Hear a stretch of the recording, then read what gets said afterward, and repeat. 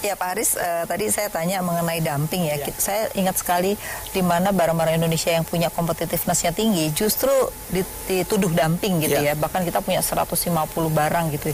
Nah, upaya kita apa sih supaya kita juga bisa memenangkan? Karena kalau enggak, akhirnya ekspor kita tuh sebenarnya bisa, tetapi jadi nggak bisa gara-gara dituduh gitu Pak. Yang jelas kita harus makin memperkuat negosiator-negosiator kita. Nah, karena tuduhan dumping ataupun safeguard itu intinya adalah proteksionis. Betul, betul. Upaya untuk memprotek negaranya. Benar tidaknya ya tuduh dulu. Urusan belakangan. Urusan gitu belakangan. Ya. Apalagi kalau kita mau melakukan dengan safeguard, pokoknya udah kenain aja dulu. Benar. Apa biaya safeguard urusan nanti. Nah, setelah nggak terbukti ya sudah. Tapi kita sudah ada satu periode yang bisa menguntungkan lah industri dalam negeri. Karena kena itu ya, kena biaya masuk kan kalau kita dituduh dumping gitu. Nah, kalau dumping kan memang prosesnya agak lebih panjang. Lebih lama. Ya itu bisa 6 bulan untuk prosesnya, mulai dari mengajukan petisi segala macam. Nah, inilah sebenarnya juga harus bisa kita lakukan kepada luar negeri. Contoh saja, kita banyak dituduh dumping oleh Turki. Iya. Coba kita dengan Turki.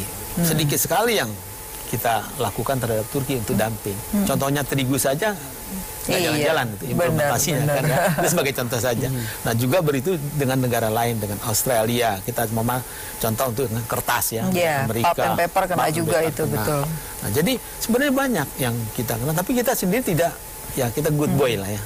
Di mana-mana selalu ya udahlah kalau orang ini ya kita defensif sifatnya. Padahal kan kita bisa saja melakukan hal yang sama pada produk-produk. Nah, apa upaya sekarang baru yang dulu kan ya sudahlah yang sudah terjadi, tapi upaya baru apa Pak? Karena ini tantangannya makin banyak kalau saya lihat ke depannya ini. Jadi untuk beberapa ya bisa beberapa macam bentuk yang restriksi yang kita bisa lakukan. Contohnya sekarang yang baru nih kita lagi sedang pelajari ya. Mama terkait dengan mama di keramik, ini kan banyak serbuan keramik impor. Betul. Apakah perlu nanti kita lakukan bentuk kuota atau kita tidak larang tapi kita kasih pelabuhan tertentu saja? Ya untuk membatasi. Jadi terukur ya. Kita tidak sama kali larang, tapi Anda silakan masukkan lewat pelabuhan kita yang di Papua atau di Makassar. Itu pelabuhan-pelabuhan tertentu sehingga kita bisa kontrol juga, bisa lakukan sehingga kita bisa ada early warning dalam kaitan dengan derasnya impor. Nah, kemudian kita terapkan lagi ya bentuk-bentuk instrumen seperti SNI. Tapi yang harus benar-benar gitu ya. Jadi jangan kalau kita pakai SNI tapi waktunya itu sengaja memang harus pelayanan prima jadi singkat, padahal kita di sini bisa ya kita ulur-ulur saja tergantung gitu, ininya ya. Artinya harus ada tindakan seperti itu ya Pak ya. Atau nanti dalam kaitan dengan ada dalam kaitan dengan lokal konten. Ada produk tertentu masuk. Berapa persen? Nah, kita lihat lokal konten yang ada di Indonesia. Mama tadi contoh. Tadi Mama ada keramik. Ada unsur tertentu yang nggak ada mungkin di Cina. Ya, Mama ada kromnya sekian, ini sekian, seperti itu. Nah, ini yang bisa kita lakukan. Nah, kalau ini kita tidak lakukan ya, kita akan kesulitan. Nah, apakah di Departemen Perindustrian sudah melihat semua industri di Indonesia ini dari artinya supply chain-nya Pak? Jadi sehingga kita tahu mana yang boleh, mana yang tidak gitu. Sejauh ini. Sebenarnya kalau kita melihat ekspor maupun impor, itu cuma ada 3 kan. Yang satu dilarang, yang satu diatur atau ditata, yang ketiga adalah bebas. Nah, ini yang kita lihat yang mana masuknya kategorinya ya? Masuk di kategori kalau udah dilarang udah jelas otomatis ya. Nah, yang ada diatur ini yang mesti kita ini dengan berbagai macam cara kan. Ada tadi dengan mungkin. Jadi loophole-nya di situ yang sebenarnya bisa kita atur sendiri ya sebenarnya. Contoh kan Mama di pertanian ya. Contoh pada waktu 1 bulan sebelum masa panen dan 2 bulan setelah panen dia tidak boleh impor. Tapi kita dilarang umpama gitu. Itu kan banyak bentuk-bentuk restriksi yang bisa kita lakukan dalam kaitan untuk bagaimana kita nah itu yang mesti dilakukan sekarang. Harus dilakukan sekarang. Nah, ini juga ada yang menarik nih Mas Ari.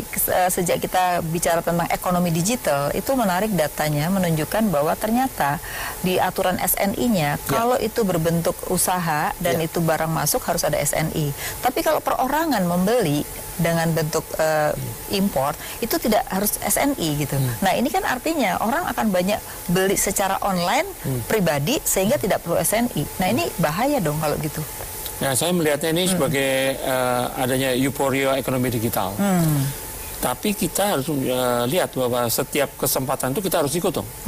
Jadi saya melihatnya sebagai satu loophole. Karena kalau dibiarkan kita cuma jadi pasar aja. Betul. Ya. Dan barangkali gejala-gejala defisit neraca perdagangan sekarang ini adalah termasuk itu salah satunya. Maraknya itu ya. Nah, saya belum punya bukti. Karena 70% itu impor. Tapi saya setuju bahwa semuanya itu harus punya level of playing field. Ya. Jadi nggak bisa misalnya satu perusahaan manufaktur di sini kemudian jualan, yang bayar pajak di sini, kena aturan di sini, ini berhadapan sesuatu yang tidak bayar pajak. Ya. Kita lihat bahwa misalnya di Turki, ya, Uber sudah tidak bisa beroperasi karena bilang Anda tidak punya tidak membayar pajak seperti taksi-taksi kami. London juga gitu, wali kotanya sudah. Jadi ada yang di ekonomi industri yang disebut sebagai fair competition. Ya. Anda nggak fair kompetisinya. Anda bisa jualan asal ikut SNI misalnya. Jadi akhirnya semua industri akan ikut semua.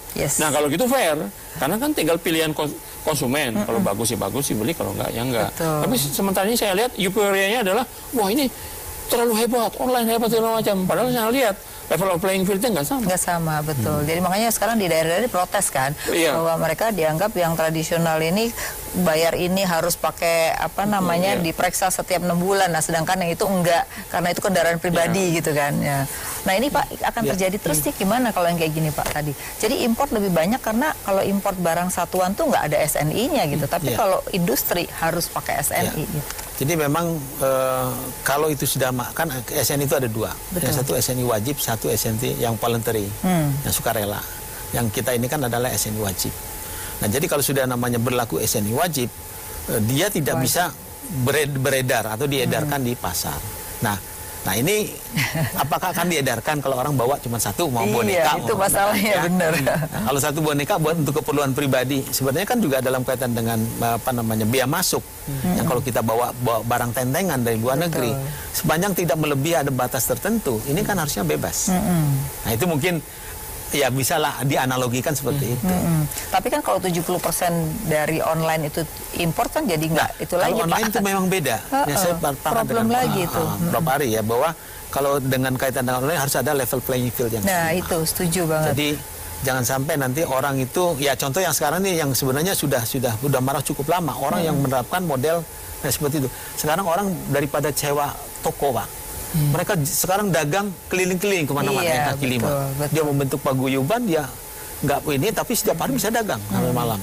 Nah, ini kan ada salah satu bagaimana mereka menyiasati ya untuk bisa menekan cost dari ini mereka. Oke, nanti di segmen berikutnya juga kita perlu membahas sebenarnya tadi udah banyak yang kita bahas ya, tetapi kalau tadi kita mengambil 5 aja yang tadi itu apa sih jangka pendeknya gitu, karena kelihatannya kalau 5 ini kayaknya sesuatu yang menarik, tetapi kayaknya memulainya tuh dari mana gitu. Karena perlu juga buat pengusaha sekarang kan bertanya begini, kalau invest baru dapat insentif, tapi kalau yang udah lama mempertahankan kok nggak dapat gitu. Kita harus break lagi. Ya pemirsa, tetap di Economic Lounge with ISE.